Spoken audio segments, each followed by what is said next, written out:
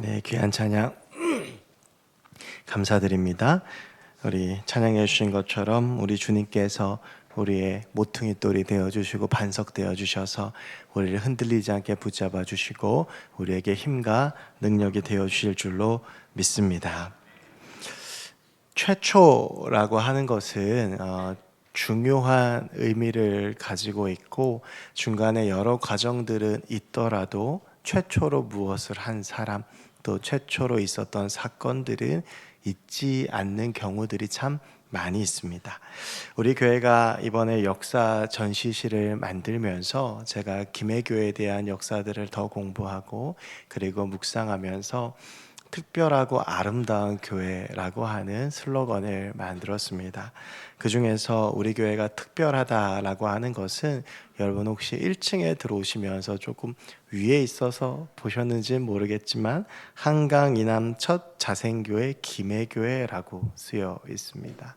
이 자생교회라고 하는 것은 한국 사람이 세운 교회, 자국민이 세운 교회를 자생교회라고 합니다. 한국에도 참 오래된 역사를 가지고 있는 교회들이 많죠. 100년이 넘은 교회들도 많고 최근에 이제 120년이 넘은 교회들도 많이 있는데 많은 교회들은 거의 대부분 외국 선교사들이 세운 교회입니다. 서울에 있는 오래된 교회도 올해가 130주년인데 그 교회 역시도 미국 선교사가 세운 교회인데 우리 김해교회는 한강 이남에서 처음으로 조선 사람이 세운 한국인의 교회입니다.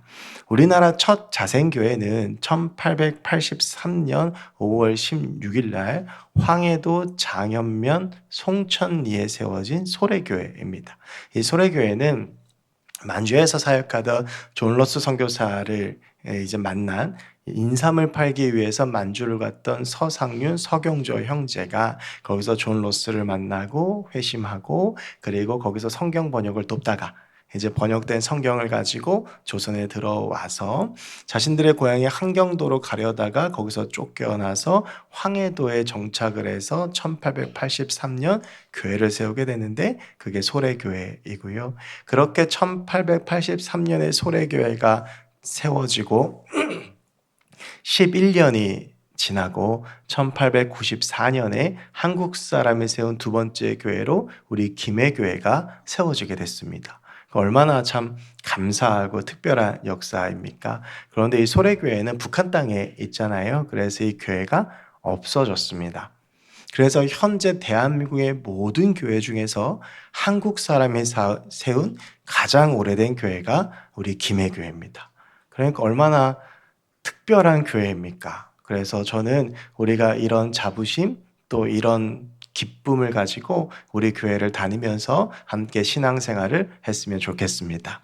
그래서 이제 우리 교회는 한강 이남 최초의 자생교회로서의 특별함도 가지고 있고 의미도 가지고 있습니다. 그런데 최초라고 하는 타이틀이 꼭 좋은 데에만 붙는 것은 아닙니다. 좋지 않은 것도 반드시 처음 하는 사람, 처음 일어난 사건이 있고 그런 것들을 보통 기억하기 마련인데요. 오늘 본문에 나오는 가인은 그런 의미로 최초로 기억되는 사람입니다.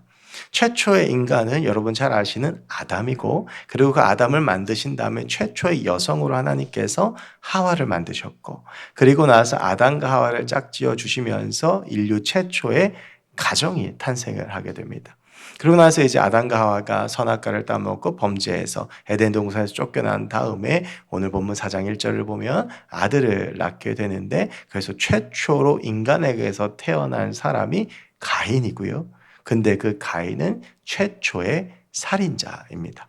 아담과 하와가 지었던 죄가 하나님을 대상으로 지었던 불순종의 죄라면 가인은 사람과 사람 사이에 일어난 최초의 범죄를 저질렀던 사람입니다. 동생 아벨을 죽인 것이죠.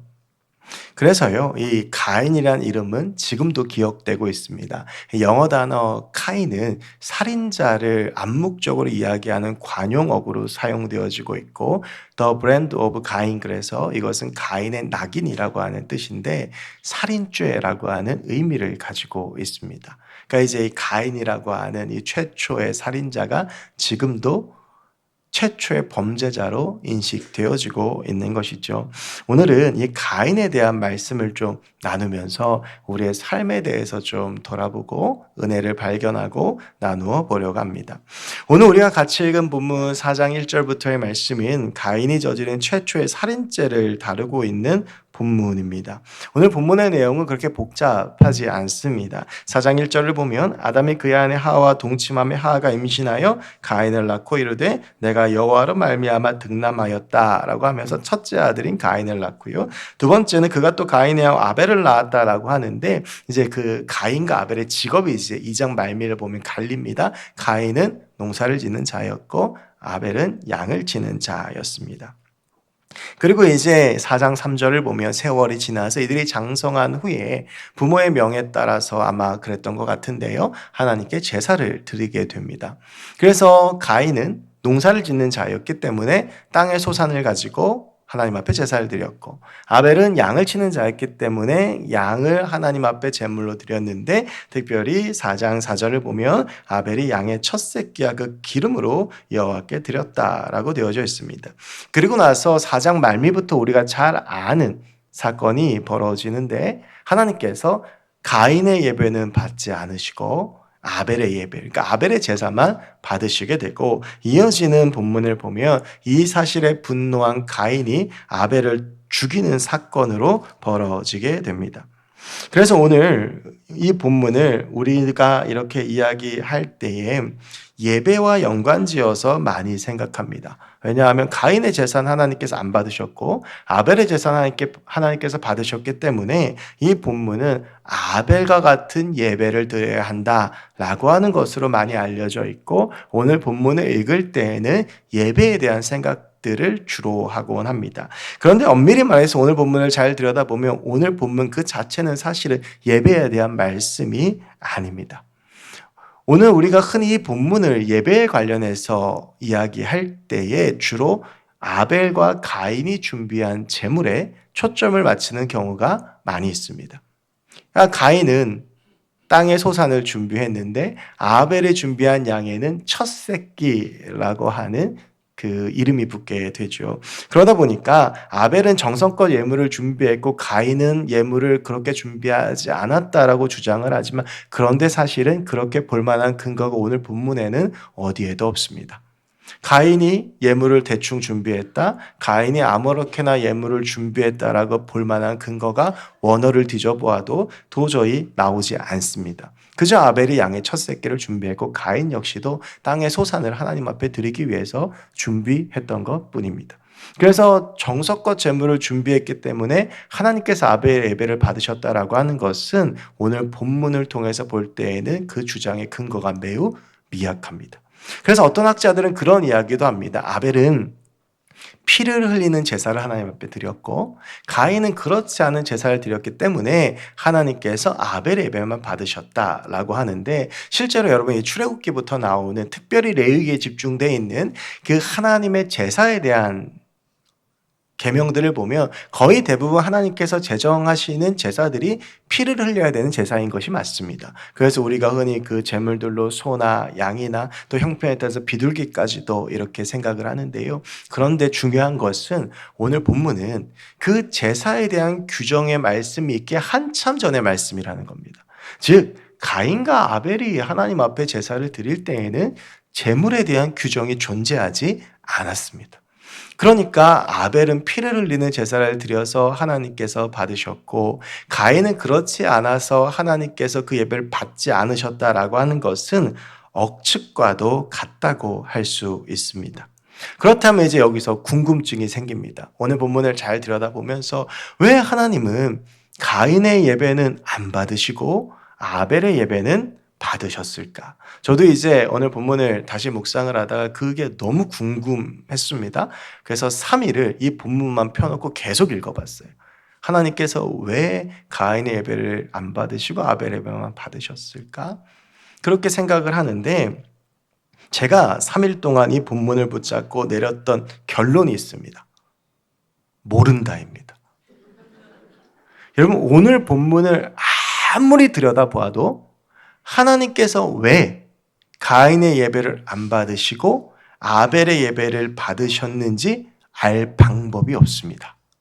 이제 뒤에 설교 말미에 저랑 나누겠지만 히브리서 말씀을 통해서 어느 정도 추정은 가능합니다만 오늘 본문 말씀을 놓고 보아서는 도무지 왜 이 예배의 차이가 무엇이었고 하나님께서 아벨의 예배를 받으셨는지를 알 수가 없는 거예요. 그래서 여러분 오늘 본문의 결론은 결국 뭔지 아십니까? 하나님 마음이라는 겁니다. 가인에게는 하나님께서 예배를 받지 않으실 만한 것이 있었고 아벨에게는 하나님이 예배를 받으시기에 합당한 것이 있었기 때문에 하나님은 가인의 예배를 받지 않으시고 아벨의 예배를 받으신 겁니다. 우리가 이제 이런 근거들을 찾기가 어렵다 보니까 아벨의 첫 새끼에 주목하긴 하는데 아까도 말씀드렸지만 그것만으로 재물의 차이를 보기에는 상당히 근거가 빈약합니다. 우리가 오늘 이 본문을 통해서 확실하게 알 수 있는 것은 가인과 아벨의 차이가 무엇인지 본문을 통해서 정확하게 알 수 없다는 것이고 그래서 이 예배를 받고 안 받고의 선택을 하나님이 하셨다라고 하는 것입니다. 이해가 되지 않을 수도 있지만 하나님이 그렇게 선택하신 것이고 우리는 이것을 하나님의 주권이라고 합니다. 하나님께서 하신 것입니다. 제가 오늘 본문을 묵상하면서 생각났던 성경 구절이 하나 있습니다. 로마서 9장 20절부터 21절까지의 말씀인데요. 제가 읽어드리겠습니다. 이 사람아 내가 누구에게 감히 하나님께 반문하느냐 지음을 받은 물건이 지은 자에게 어찌 나를 이같이 만들었느냐 말하겠느냐 토기장이가 진흙 한 덩이로 하나님 귀에 있을 그릇을 하나님 천이 쓸 그릇을 만들 권한이 없느냐. 여러분 로마서 9장은요. 로마서 8장에서 하나님의 놀라운 사랑에 대해서 이야기하고 난 다음에 로마서 9장에서 하나님의 선택에 대한 이야기들이 나옵니다. 그래서 아브라함과 이삭과 야곱을 선택하는 이야기가 나오는데 특별히 이 야곱을 선택하게 된 하나님의 선택에 대한 이야기가 13절부터 나와요. 9장 13절에 우리가 이해할 수 없는 구절이 하나 나옵니다. 내가 하나님이 야곱을 사랑하고 에서를 미워했다라고 하는 거예요. 그런데 그 근거를 찾을 수 없습니다. 여러분 야곱이요 사랑받을 만한 사람이 아닙니다. 야곱이 성경에서 보여준 모습은 어떤 모습입니까? 장자권을 사모하는 그 마음은 알겠으나 약간 좀 모자라고 멍청한 형을 속여 먹어서 팥죽 한 그릇에 장자권을 산 야비하고 치졸한 인간입니다. 그것도 그렇게 장자권을 산 다음에 아버지 이삭에게 확실하게 축복 기도를 받기 위해서 어떻게 합니까? 가슴에다가 형 에서가 털이 많으니까 양털 붙여서 에서인 척하고 목소리도 꾸며내서 아버지 눈 어두운 아버지 이삭을 속여서 아버지께 축복 기도를 받는 아주 나쁜 놈입니다. 그런데 하나님께서 뭐라고 말씀하시냐면 내가 그는 사랑한다라고 말씀하시는 거예요. 그래서 실제로 여러분 하나님께서는 에서가 아니라 야곱을 택하시고 그 야곱을 언약의 계승자로 두셨습니다. 이해가 안 되잖아요. 아니 왜 에서나 야곱이나 도찐개찐이고 오히려 야곱이 더 나쁜 놈처럼 보이고 좀 에서는 약간 멍청해서 동정심까지 불러일으키는데 이 야곱은 머리 회전도 빠르고 너무 약사 빠른 놈이고 왜 하나님께서 이를 사랑한다라고 할 수 없겠는데 하나님께서 사도 바울을 통해서 로마서에서 뭐라고 말씀하시냐 하면 이 사람아 내가 누구에게 하나님께 반문하느냐 내가 야곱을 선택한다고 하는데 네가 무엇이라고 나한테 항의하고 나한테 반문하느냐라고 하는 겁니다. 지음을 받은 물건이 지은 자에게 어찌 나를 이같이 만들었느냐 말하겠느냐라고 하는 거죠. 우리가 하나님의 피조물이고 우리의 인생의 주인이 하나님이시고 내 인생의 주권이 하나님께 있기 때문에 하나님께서 선택하시고 하나님께서 이끌어 가시고 하나님께서 하시는 일들이 내가 이해가 되지 않더라도 하나님께 항의하거나 하나님께 반문할 수 없다는 겁니다. 여러분 경기도 이천에 가면 유명한 게 두 가지가 있습니다. 하나는 쌀이 유명합니다. 이천쌀. 그래서 이천에 가면 식당이 전부 다 쌀밥집입니다. 한정식집. 그리고 두 번째로 유명한 게 뭐냐 하면 도자기가 유명합니다. 그래서 이천에 가면 도자기 마을이 있는데 그래서 이천 도자기 마을에 제가 서울에서 사역할 때에 주일학교 아이들 데리고 견학도 가곤 했었습니다. 그러면 이제 거기서 막 실제로 도자기도 만들어 보고 하는데 거기 이제 공방들 중에 명인들이 있는 공방이 있어요. 그럼 거기는 가서 이 명인들이 만든 그릇은 어떤 그릇일까 보기도 하고 하는데 너무 비싸서 사지는 못하고요. 막 밥그릇 하나에 몇십만 원씩 해요. 근데 이제 그 이천에 제일 유명한 명인이 한 명 있었습니다. 그래서 거기는 한번 가봐야 되잖아요. 갔는데 밥그릇도 있고 있는데 뭐 그렇게 비싸서 좋아 보이는지 모르겠지만 진짜 명인이 만든 그릇들 같은 거예요. 그런데 이렇게 보는데 아무리 봐도 어디다 쓰는지 모르겠는 그릇이 하나 있는 거예요. 근데 또 싸요. 작은 게 오히려 더 비싸고, 그래서 이거를 밥그릇으로 쓰기엔 너무 크고 대접으로 쓰기에도 큰데, 그렇다고 이거를 집에 장식용으로 두기에는 장식용에 합당하지가 않아요. 근데 가격은 싸요. 순간 혹하는 마음이 들어서 마침 옆에 있던 명인한테 물어봤습니다. 선생님, 이건 혹시 뭐에 쓰는 그릇입니까? 네, 그건 요강입니다. 여러분, 제가 그걸 보면서 느낀 게 뭐냐 하면, 만드는 사람은 똑같아요. 똑같은 지능을 가지고 만들어요. 근데 이분이 좀 비싼 그릇을 만들어야지 라고 해서 만들면 그건 비싼 그릇이 돼요. 요강을 만들어야지 그래서 요강을 만들면 요강이 돼요. 그런데 그걸 진흙이 왜 나를 좀 비싼 그릇을 만들어지 요강을 만드냐고 항의할 수 없다는 거예요. 로마서 9장 21절은 우리한테 뭐라고 말하냐면, 너희는 진흙이고 하나님이 토기장이시다. 하나님께서 너희를 만들어 가시는 것에 대해서 너희가 반문할 수 없고, 그분이 너희를 어떻게 사용하시든지 간에 네 인생의 주인은 하나님이시다라고 이야기하고 있는 겁니다. 여러분, 가인과 아벨의 예배를 보면 이해가 되지 않죠. 제가 이렇게 얘기하면 그런 게 어디 있어? 그렇게 불합리한 게 어디 있어? 라고 말씀하고 싶으실지도 모르겠습니다. 그런데 여러분, 분명한 것은요, 하나님께서 내 삶 가운데 어떻게 역사하시는지, 내 삶을 어떻게 사용하시는지는 하나님의 손에 있는 것입니다. 오직 하나님께서 하시는 일이고, 내 삶의 주권은 오직 하나님께만 있어서 내가 볼 때 나는 충분히 성공할 만한데 그렇지 않을 수도 있고, 내가 왜 성공했는지 모르겠는 사람들도 있습니다. 근데 그것은 인간적으로 아무리 설명하려고 해도 설명이 안 되는 거예요. 왜요? 하나님이 하신 거거든요. 그런데 우리는 그 하나님의 섭리, 그 하나님의 주권이 이해되지 않고 용납되지 않을 때가 많습니다. 그럴 수 있죠. 가인도 그랬습니다. 동생인데 분명히 재물은 똑같이 준비한 것 같은데 분야가 다르지. 근데 왜 하나님께서 내 재산은 받지 않으시고 아벨의 재산은 받으셨을까? 이런 본문 5절이 이렇게 되어 있어요. 가인과 그의 재물을 받지 아니하신지라 가인의 몹시 분하여 안색이 변하니. 여러분이 안색이 변했다는 말 뭡니까? 이 마음속에 화가 가득 차서 얼굴로 올라온 거예요. 그냥 화가 나는 거예요.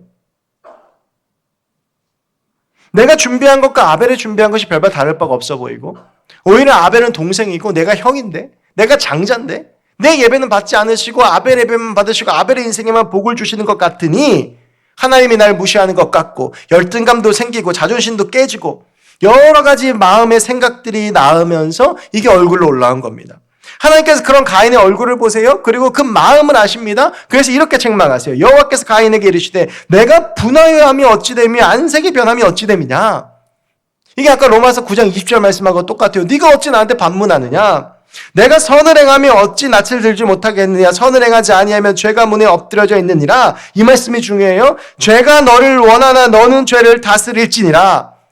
우리가 하나님의 뜻과 하나님의 섭리를 이해하지 못하고 하나님의 주권을 인정하지 못하며 그 마음속으로 벌어진 틈 가운데 뭐가 틈타냐 하면 죄가 틈탄다라고 하는 거예요. 하나님이 이해가 되지 않으니까 하나님께 대한 불평불만이 생겨나고 그것을 마귀가 절대 가만두지 않는다라고 하는 것이고, 그래서 우리가 그런 마음이 들어서 불순종하게 되면 그 불순종은 가인의 죄처럼 심각한 죄로 연결될 수 있다라고 하는 겁니다. 마귀가 우리의 마음을 보고 그 마음을 이용한다라고 하는 거죠. 여러분, 그래서 이해되지 않아서 하나님 앞에 불순종했던 가인에게 어떠한 일이 벌어지는 줄 아세요?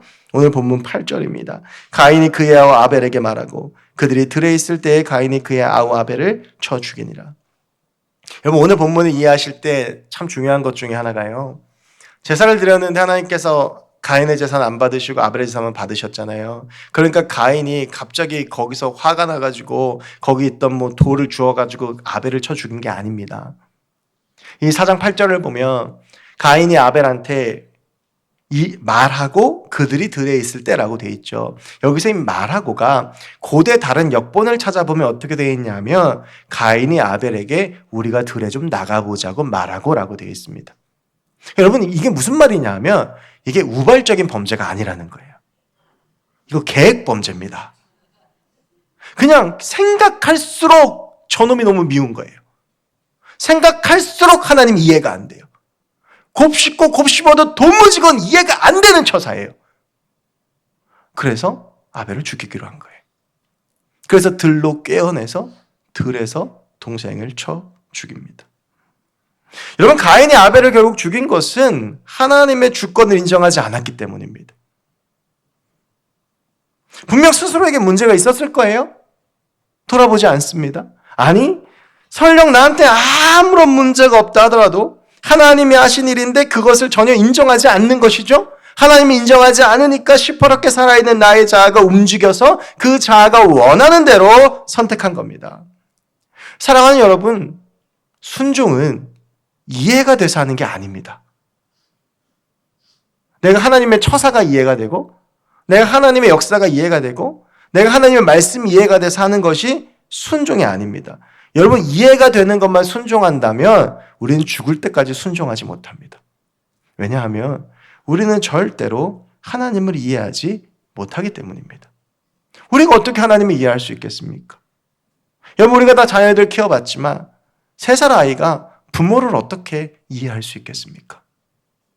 제가 학창시절 때 저희 아버지가 저한테 그런 말씀을 하셨어요. 제가 저희 아버지를 이해 못하는 부분들이 있었는데 저희 아버지가 그때 하셨던 말씀이 지금도 기억나는데, 네가 애비가 되면 이해를 할 거다. 근데 진짜로요, 제가 아빠가 돼 보니까 이해가 되는 거예요. 아버지가 왜 그때 화를 냈고 왜 그때 이렇게 했는지가 내가 그 입장이 돼 보니까 이해가 되는데, 여러분, 우리가 어떻게 하나님의 생각과 하나님의 마음과 하나님의 계획을 지금 이해할 수 있겠습니까? 하나님을 이해하려고 하는 건 교만한 겁니다. 우리는 절대 하나님을 이해하지 못합니다. 순종이라고 하는 것은요, 이해가 되지 않지만 신뢰해서 하는 겁니다. 여러분, 우리의 자녀들이, 어린 아이들이 부모의 말이 이해가 돼서 순종하던가요? 아니요. 왜 순종합니까? 신뢰하니까 순종하는 거예요. 그러니까 어린아이가 옆집 아저씨 말은 안 듣잖아요. 근데 아빠 말은 들어요? 그 왜 그렇습니까? 많이 보던 사람이니까 신뢰를 하는 거예요. 여러분, 하나님의 뜻을 우리가 어떻게 이해를 다 할 수 있습니까? 절대 이해하지 못합니다. 그런데 그 이해할 수 없는 영역에서 하나님의 주권을 인정하는 것을 우리는 믿음이라고 합니다. 여러분, 절대로 믿음은요, 합리적이지 않습니다. 절대로 믿음은 논리적으로 증명할 수 없습니다. 절대로 믿음은 이해할 수 없습니다. 여러분, 창세기 성경을 쫙 피면 창세기가 제일 먼저 나오죠. 창세기 1장 1절에 제일 먼저 이런 말이 나옵니다. 태초에 하나님이 천지를 창조하시니라. 이해가 되십니까? 이걸 논리적으로 어떻게 증명을 합니까? 이걸 합리적으로 어떻게 설명을 할 수 있습니까? 우리가 평생을 살면서 단 한 번이라도 말 한마디로 물건을 만들어 본 적이 있습니까? 우리는 도저히 경험할 수가 없는 일이에요. 근데 하나님이니까 하신 거거든요. 여러분, 이거는 이해를 해야 되는 것이 아니라 믿어야 되는 것입니다. 우리의 삶 가운데 그런 하나님의 역사들이 있습니다. 여러분, 근데 우리는 어떠냐면, 하나님, 제가 이해 좀 먼저 해볼게요. 내 삶 가운데 왜 이런 일이 생겼는지 이해 한번 좀 해볼게요. 내 머리 좀 굴려볼게요. 계산 좀 해볼게요. 그리고 나서 그 하나님의 말씀에 순종하는 것, 그리고 나서 그 하나님의 말씀 따라가는 것, 여러분, 그건 순종도 아니고 믿음도 아닌 것이에요. 하나님께서 살아계셔서 우리의 삶 가운데 역사하시지만 내가 이해하지 못한 일들이 우리의 삶 가운데 훨씬 더 많이 있습니다. 하나님께서 살아있는데 왜 나한테 이렇게 하시는지, 왜 내 삶 가운데 이런 일이 있는지, 가인의 입장처럼 아벨에게는 저렇게 복을 주시는 것 같고 왜 내 삶은 이렇게 어렵게 만드시는지, 왜 내 자녀와 내 인생 가운데 이런 일들이 생기는지 이해가 안 되는 게 훨씬 많죠. 여러분, 하지만 이해가 안 되더라도 하나님이 살아계신 것을 믿고 하나님을 신뢰하고 하나님을 끝까지 붙잡고 하나님의 말씀에 순종하는 것, 바로 그것이 믿음이고, 그 인생 가운데에서 하나님께서 주시는 은혜와 복이 그 인생 가운데 임하는 것입니다. 이해가 안 돼도 순종해야 됩니다. 이해가 안 돼도 믿어야 됩니다. 이해를 하려고 몸부림치지 말고 순종하기 위해서 몸부림쳐야 됩니다. 하나님이 내 인생을 이끌어 가시는데 이해 안 되죠. 여러분, 근데요, 그때에 빨리 하나님 앞에 엎드리고 하나님의 주권을 인정하는 것이 복받는 비결입니다. 하나님께서 내 삶 이끌어 가시는데 세상 말로 뻗대면 그 결과가 가인처럼 될 수도 있는 거예요. 하나님 앞에서는 내 머릿속 계산기 빼놔야 됩니다. 내가 굴리는 머리, 통밥, 경험 다 내려놓고 이해가 안 돼도 하나님이시니까. 이해가 안 돼도 살아있는 하나님이시니까. 이해가 안 돼도 나를 사랑하는 분이니까. 그래서 그 하나님의 말씀에 순종하고 나아가는 것이 아름다운 신앙생활입니다. 여러분, 우리가 이해돼서 순종하는 인생이 아니라 이해가 되지 않더라도 하나님의 뜻과 말씀에게 순종하는 하나님의 사람들이 됐으면 좋겠습니다. 한 가지만 더 잠깐 보려고 하는데, 그렇다면 왜 하나님께서는 어떠한 이유 때문에 가인의 예배는 받지 않으셨을까? 오늘 본문을 통해서 추론할 수 있는 건 이거예요. 재물 때문은 아니다. 이해할 수 없다. 하나님의 뜻이다. 그런데 성경에 오늘 본문을 다루고 있는 또 다른 구절이 하나 있어요. 그 구절을 통해서 조금 추측해 볼 수 있습니다. 가인과 아벨의 예배를 다루고 있는, 제사를 다루고 있는 또 다른 구절이 어디냐 하면 히브리서 11장 4절이에요. 히브리서 11장 4절이 이렇게 되어져 있습니다. 믿음으로 아벨은 가인보다 더 나은 제사를 하나님께 드림으로 의로운 자라 하시는 증거를 얻었으니 하나님이 그 예물에 대하여 증언하심이라. 그가 죽었으나 그 믿음으로써 지금도 말하느니라. 여러분, 이 히브리서 11장은요, 믿음장이라고 불리는 장입니다. 히브리서 11장 1절부터 2절까지 아마 다 아실 거예요. 믿음은 바라는 것들의 실상이요, 보이지 않는 것들의 증거니 선진들이 이로써 많은 증거를 얻었느니라. 히브리서 11장 1절과 2절에서 믿음이라는 것이 무엇인지 히브리 기자가 정확하게 정의를 합니다. 믿음은요, 바라는 것들의 실상이고 보이지 않는 것들의 증거예요. 우리가 바라는 보이지 않는 하나님의 실존을 붙잡는 것, 그게 믿음이에요. 근데 이 믿음에 대해서 이야기하고 나서 제일 처음 꺼내는 이야기가 뭐냐 하면 바로 11장 4절입니다. 아벨은 믿음으로 하나님께 제사 드렸다는 거예요. 그럼 반대로 가인은 믿음이 없이 하나님 앞에 제사했다는 것이죠. 여러분, 가인이 믿음이 없었다라고 하는 것은 오늘 본문 뒤에 나오는 이야기를 보면 충분히 추론이 가능합니다. 우리가 아까 함께 봤지만 하나님께서 분명히 가인에게 말씀하셨어요. 그의 얼굴을 보시고 너 왜 이렇게 분노가 가득하냐? 죄가 너를 다스리지 못하게 하라라고 경고하셨는데, 가인이 계속 이 상황을 곱씹다가 결국 동생 아벨을 죽였다는 생각이 들고 치밀한 계획 속에서 아벨을 데리고 들판으로 데리고 나가서 쳐 죽여버립니다. 분명히 하나님 하지 말라고 하셨어요. 가인이 하나님을 두려워했다면 내가 이 말씀을 어겼을 때 어떠한 결과가 올 것이라고 충분히 인지를 했을 겁니다. 근데 가인은 하나님이 안중에도 없는 거예요. 그러고 나서 하나님께서 이 모든 걸 아시고 가인에게 물으세요. 네 동생 아벨 어디 있냐? 어쩌면 마지막 기회예요. 근데 가인이 거기서 뭐라고 말을 합니까? 하나님, 내가 내 동생 지키는 자입니까? 완전히 하나님을 무시하는 겁니다. 하나님의 실존에 대한 믿음 자체가 없는 거예요. 하나님이 어떤 분이신지, 하나님이 얼마나 전지하신지, 하나님이 얼마나 전능하신지 가인은 그거 인정하지 않아요. 여러분, 그렇다면 가인이 예배를 드렸을 때 똑같은 마음이지 않았을까요? 부모의 신앙을 따라, 부모가 아담과 하와니까, 에덴 동산에 있었던 게 우리 부모니까 그 부모의 신앙 따라, 부모의 말 따라 예배를 드리지만 정작 그 마음 가운데 하나님을 향한 믿음이 없는 거예요. 여러분, 그래서요, 우리의 자녀들이 부모의 신앙으로 살아가는 것이 위험하다고 말씀드린 게 이거예요. 우리의 자녀들이 부모의 신앙이 아니라 자기 신앙 가지고 살아가야 돼요. 가인은 지금요, 그 마음 가운데 믿음이 없어요. 이걸 왜 해야 되는지도 몰라요. 예물을 정성껏 준비했을지 모르겠지만 그 가운데 믿음이 없으니까 하나님은 그 예배를 받지 않으시는 거예요. 여러분, 우리가 미가서 6장 6절부터 8절까지 아마 많이 암송하셨으리라고 생각합니다. 그 말씀에 보면 1년 된 송아지도 천천의 순양이나 만만의 강물 같은 기름도 하나님은 기뻐하지 않으세요. 하나님은 뭘 기뻐하세요? 우리의 중심을 기뻐하시는 거예요. 우리가 믿음을 가지고 나아가 하나님의 실존을 고백하고 하나님 앞에 나아가고 하나님을 붙잡고 믿음으로 나아가는 그 예배를 하나님께서 기뻐하시지, 그저 시간이 돼서 와서 앉아있다 가는 예배, 그냥 타성해져서 습관해져서 부모의 신앙 따라서 드리는 예배를 하나님은 기뻐하지 않으신다라고 하는 겁니다. 여러분, 저는 우리 김해교회 예배가 살아있는 예배가 됐으면 좋겠습니다. 우리 김해교회가 드린 예배가 감격이 있고 하나님을 만나는 경험이 있고 하나님의 주권을 인정하는 경험이 있고 이해가 되지 않아도 나의 삶 가운데 선하게 역사하신 하나님을 찬양하는 찬양이 있고 내 전 존재를 다해서 하나님을 인정하면서 예배에 감격이 있고 성령의 충만함이 있는 그 예배, 우리가 하나님께 그런 예배를 드려야 되지 않겠습니까? 여러분, 우리가 하나님 앞에 믿음으로 나아가는 주의 백성들이 됐으면 좋겠습니다. 여러분, 하나님은 분명히 살아계십니다. 그리고 우리의 삶 가운데 좋은 걸 주십니다. 그러니까 이해가 되지 않아도 그 주님 따라가는 게 내 삶 가운데 복인 거예요. 그리고 그 주님을 따라가다 보면 내 삶 가운데 역사하신 그 하나님 앞에서 살아가다 보면 내 삶이 하나님께 드리는 제사가 되고 예배가 되고 그러한 삶을 가지고 주 앞에 나왔을 때 하나님 우리의 예배를 기쁘게 받아주시는 겁니다.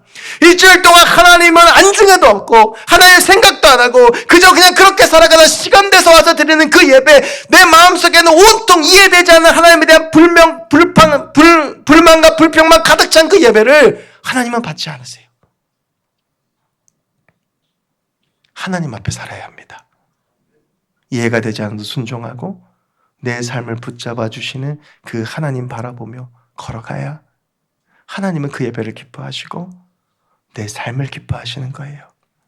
여러분, 어쩌면 이 자리 가운데 지난 일주일간의 삶을 생각해 보면 도무지 이해되지 않는 하나님의 너무한 처사에 마음 아파서 오신 분들이 계실지도 몰라요. 그런데 여러분, 성경은 분명히 말합니다. 하나님은 선하셔서 우리의 삶을 늘 아름다운 곳으로 인도하시고 우리의 삶에 늘 좋은 걸 주시는 분입니다. 그 하나님 신뢰하십시오. 그리고 그 하나님 앞에서 살아가십시오. 그 하나님 붙잡고 살아가십시오. 그 하나님 인정하고 살아가십시오. 그럼 그 인생이 복되고 하나님의 은혜가 충만한 아름다운 인생이 될 줄로 믿습니다. 그러한 삶, 그러한 예배 가운데 살아가는 우리 모든 성도님들 되시길 주의 이름을 간절히 축원합니다. 기도하겠습니다. 하나님 감사합니다. 오늘 가인과 아벨에 대한 말씀을 나누며 우리의 삶을 돌아봅니다. 하나님, 우리의 삶이 도무지 엄마 아빠의 뜻이 이해되지 않는다고 시장 바닥에 누워 몸부림치고 울부짖고 있는 3살 어린아이의 모습은 아닙니까? 하나님, 이해되지 않더라도 나를 사랑하시고 살아계신 하나님을 신뢰하며 그 말씀에 순종하게 하시고 살아계신 하나님의 실존을 인정하며 그 하나님 앞에서 코람데오의 삶을 살아가는 우리 모두가 되게 하여 주시옵소서. 그럴 때에 우리의 인생 가운데 주시는 하나님의 은혜와 복을 누리는 우리 모두가 되게 하여 주시옵소서. 감사드리며 모든 말씀 예수 그리스도의 이름으로 기도하옵나이다. 아멘. 우리 함께 말씀 기억하시면서 주님 말씀하시면 찬양하겠습니다.